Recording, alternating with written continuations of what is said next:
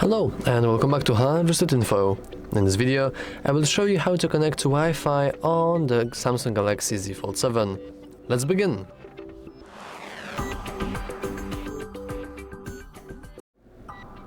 First, you want to expand your control center. Then, press and hold onto the Wi-Fi icon.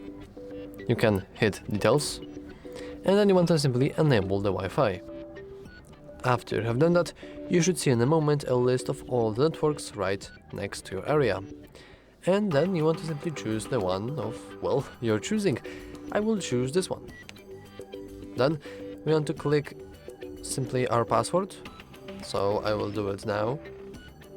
And after the password is complete, you can simply hit connect.